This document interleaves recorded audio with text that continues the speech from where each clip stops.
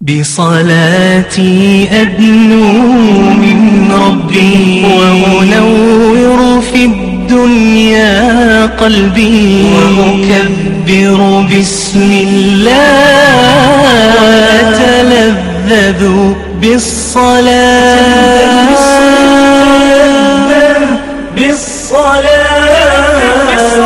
كبر بسم الله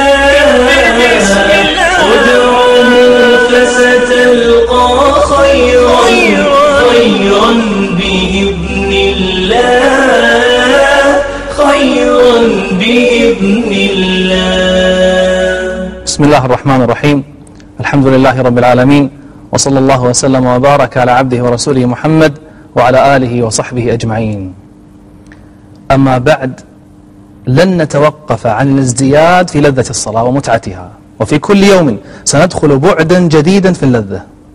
وبما أننا أحضرنا قلوبنا وبدأنا نفهم الصلاة وأضفنا شعوري الرجاء والهيبة، بقي علينا أن نأتي بأفضل هذه المشاعر وأعلاها، القمة. وهذا الشعور يحلي لك الصلاة ويجملها، وتحس معه أن الصلاة أقصر من المعتاد. أنا صليت 10 دقائق، أنا صليت ربع ساعة، مستحيل. أحد الإخوة الذي بدأ يطبقه يقول أتمنى أن لا تنتهي الصلاة. وإحدى الأخوات التي جربتها تقول زوجي يستغرب مني عندما أصلي، يقول ما هذه الصلاة؟ صلين تراويح من الفريضة. شعور تكلم عنه ابن القيم فقال هو الذي تنافس فيه المتنافسون وإليه شمر السابقون، فهو غذاء الأرواح وقرة العيون. وهذا الشعور يقول ابن القيم متى خلى القلب منه فهو كالجسد الذي لا روح فيه، فهو النور وهو الشفاء وهو اللذة التي من لم يظفر بها فعيشه كله هموم وآلام. عرفتموه؟ إنه شعور الحب. قد تقول لي أي حب؟ قل لك حب الله. يعني أحب الله؟ طبعا تحب الله، طبعا تحب الله. أحب شيء إلى قلبك هو الله أصلا. بعض الناس يظن أن علاقته مع الله يعني هي تنفيذ أوامر وترك محرمات لأجل أن لا أدخل النار فقط. لا، ليس هذا فقط. نعم، مطلوب منك فعل الواجبات وترك المحرمات، بل يجب عليك ذلك، لكن لا تتركها فقط خوفا ورجاء، بل خوفا ورجاء وحبا. حب بينك وبين الله، حب. قال تعالى فسوف يأتي الله بقوم يحبهم ويحبونه. لاحظ، يحبهم ويحبونه. الذي يقابل حبيبته والتي تقابل حبيبها يشعرون بأن قلوبهم ترفرف. يعني ونحن عندما نقابل الله عز وجل لا نشعر بشيء. لماذا؟ لله المثل الأعلى. الله أولى من تصرف إليه المحبة. قال سبحانه ومن الناس من يتخذ من دون الله أندادا يحبونهم كحب الله والذين آمنوا أشد حبا لله. تحبه وتشتاق إليه شوق. يقول النبي صلى الله عليه وآله وسلم في دعائه وأسألك الشوق إلى لقائك. يقول ابن القيم في كتابه طريق الهجرتين وهو سبحانه يحب رسله وعباده المؤمنين ويحبونه، بل لا شيء أحب إليهم منه ولا أشوق إليهم من لقائه، ولا أقر لعيونهم من رؤيته، ولا أحظى عندهم من قربه.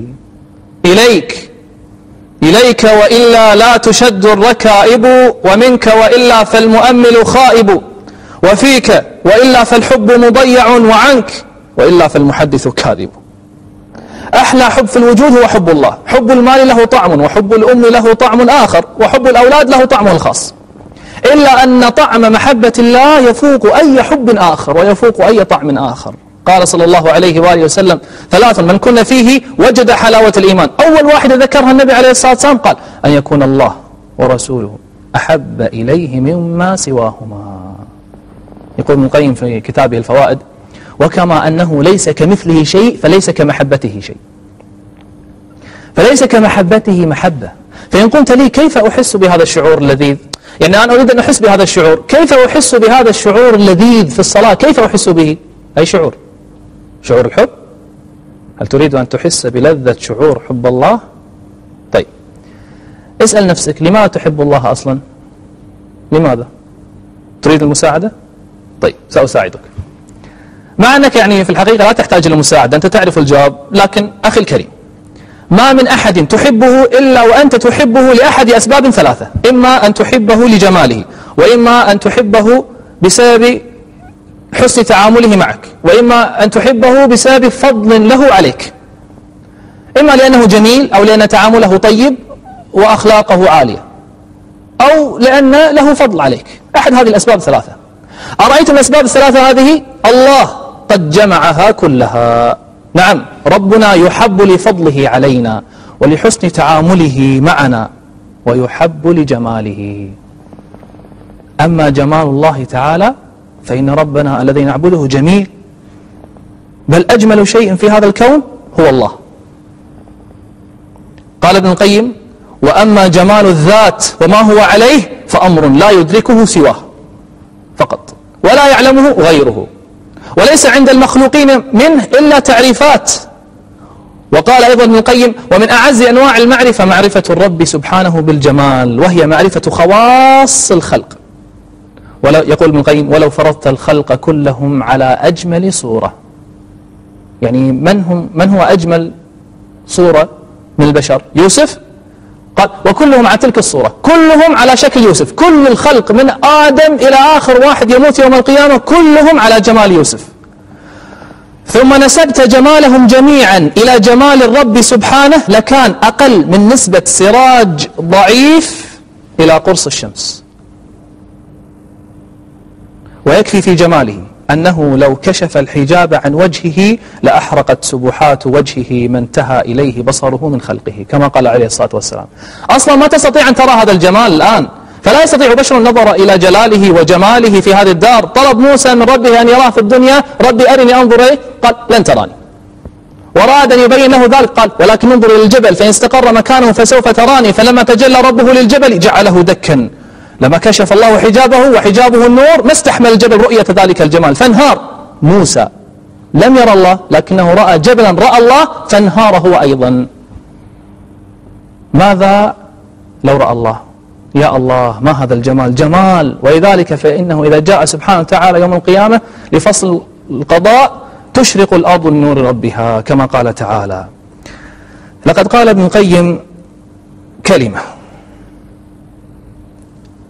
جعلنا نعمل شهرا لإبراز مشاهد لكم. ما هي هذه المشاهد وما هي هذه الكلمة؟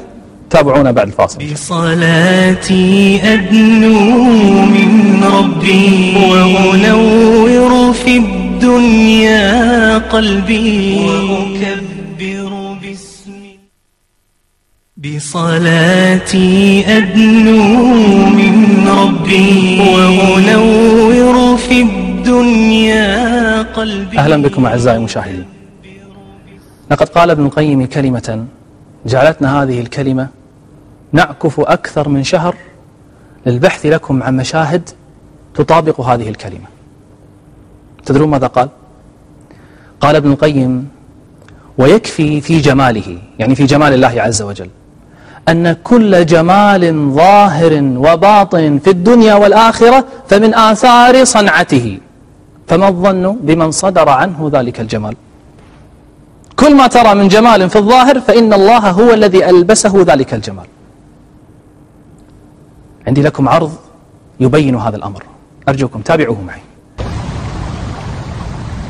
لاحظوا إخواني هذا الجمال وهذه البقع من العالم. انظروا إلى أين سوف تذهب بنا الكاميرا.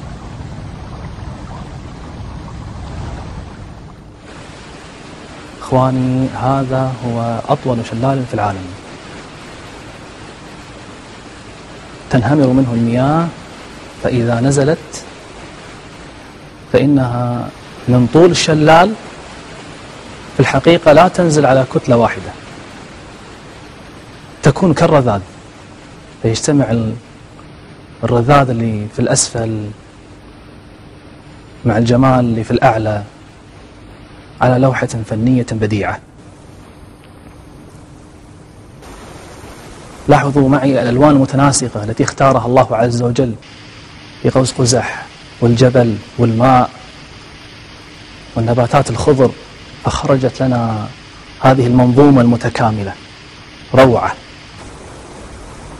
وهذا فقط في مكان واحد من العالم، هذه بقعة واحدة من العالم جملها الله عز وجل، الجميل سبحانه سبحانه. ثم إذا نزلنا إلى الأسفل فيوجد أيضا جزء من ذلك الجمال. لليل جمال كما أن للنهار جمال. ومن كان يظن أن الأنهار فقط على الأرض فهو مخطئ. هناك أنهار أخرى ولكنها معلقة في السماء. انظر إلى هذه الأنهار من الغيوم، كل يوم تتدفق.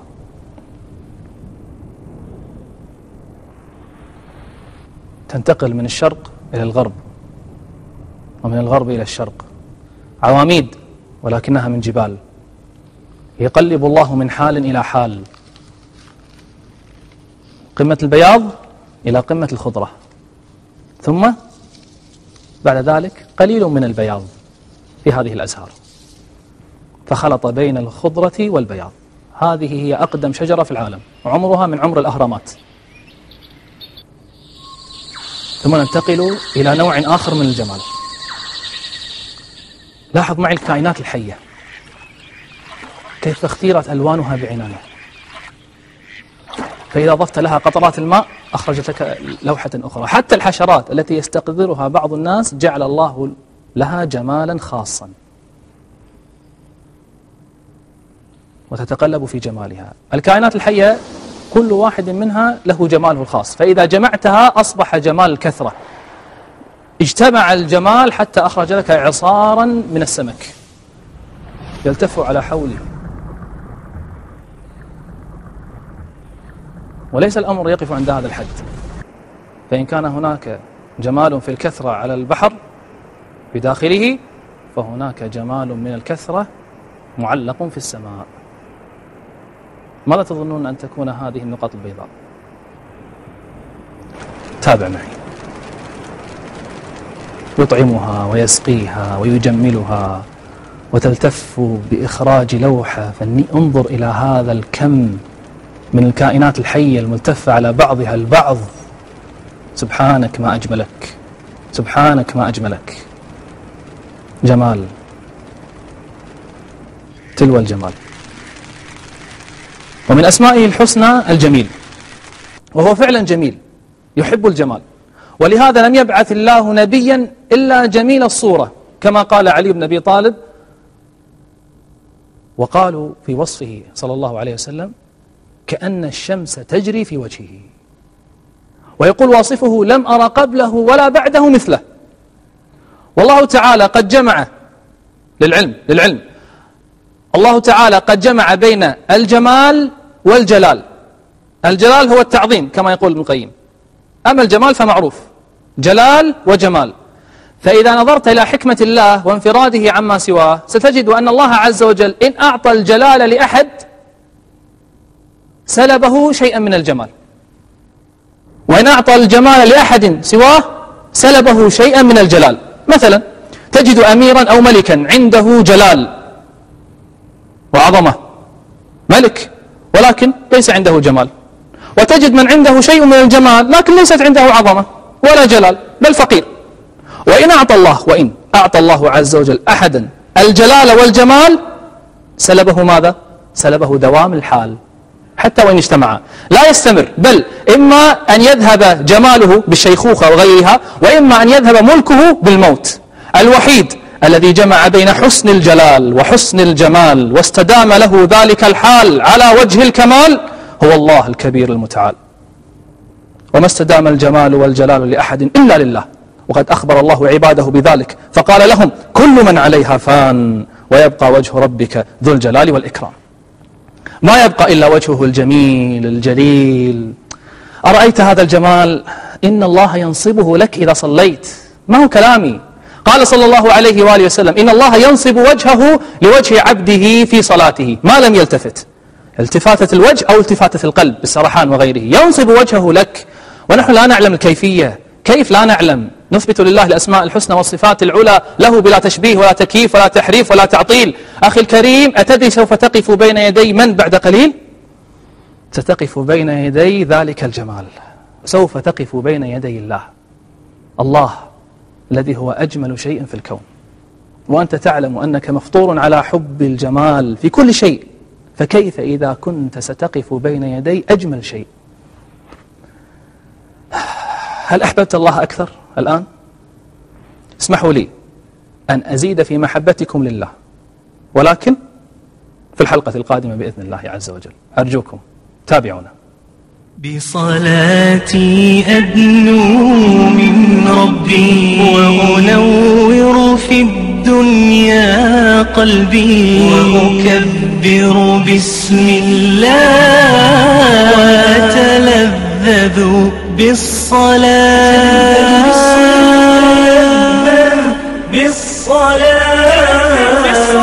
كبر باسم الله ادعه فستلقى خيرا بإذن الله خيرا بإذن الله.